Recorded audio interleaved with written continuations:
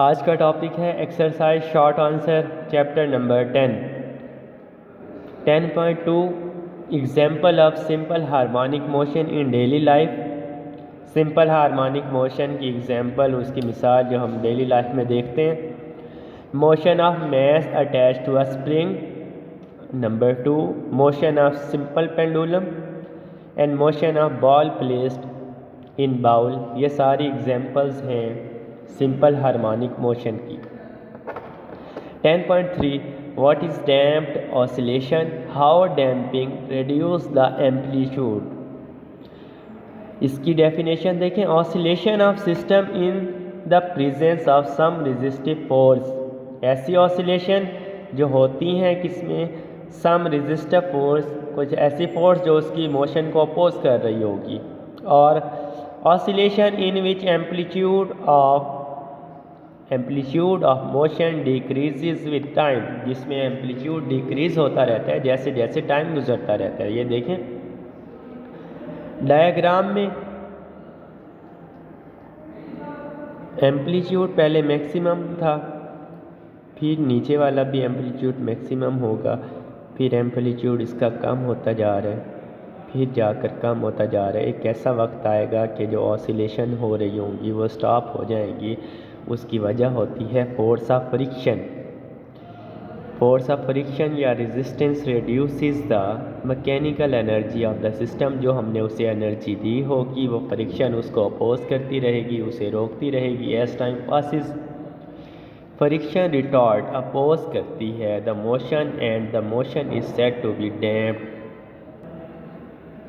10.6 draw a transverse wave of amplitude of 2 cm and wavelength of 4 cm। एक ऐसी हमने transverse wave draw करनी है जिस वेव में एम्पलीट्यूड होगा 2 सेंटीमीटर और उसकी वेवलेंथ होगी 4 सेंटीमीटर।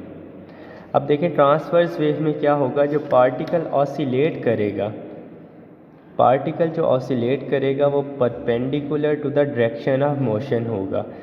वेव इस तरफ मूव कर रही है और जो ऑसिलेशन हो रही है वो ऊपर नीचे अप एंड डाउन हो रही है। तो देखें जो मैक्सिमम डिस्टेंस होता है उसे एम्पलीट्यूड बोलते हैं, और जो अबव द मीन पोजीशन उसे क्रस्ट। ये देखें ये भी अबव द मीन पोजीशन है तो ये भी क्रस्ट होगा। वेवलेंथ क्या होती है, distance between two consecutive crest और two consecutive drop is called wavelength. अब हमने कितने की ड्रा की है, ये 4 सेंटीमीटर की एक वेवलेंथ यहाँ से यहाँ तक। तो टोटल 2 वेव मैंने ड्रा की हैं, 8 सेंटीमीटर की हो जाएगी। 8 को जब हम डिवाइड करेंगे 2 से तो वो एक वेवलेंथ बनेगी 4 सेंटीमीटर की। 10.10 में वो पूछता है does frequency of wave also increase its wavelength. क्या एक वेव की फ्रीक्वेंसी उसकी वेवलेंथ में इजाफा कर सकती है? No, increasing frequency does not increase its wavelength. नहीं, इंक्रीज़ अगर हम फ्रीक्वेंसी को इंक्रीज़ करते हैं तो वो उसकी वेवलेंथ को इंक्रीज़ नहीं कर देती। Because frequency depend upon source which produce wave पर सेकेंड। फ्रीक्वेंसी तो उस पर डिपेंड करती है जो हमने वाइब्रेटर लगाया हुआ है। अगर वाइब्रेटर की फ्रीक्वेंसी 50 हर्ट्ज़ है तो वो 50 हर्ट्ज़ ही रहेगी।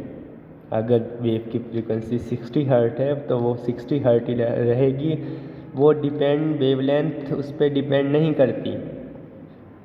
V is equal to f lambda formula है, वहाँ पर हमेशा फ्रीक्वेंसी कांस्टेंट होगी। उसके बाद है conceptual short questions. Wave front क्या होते हैं? जो हम रिपल टैंक में वेव फ्रंट बनाते थे वो स्ट्रेट होते थे।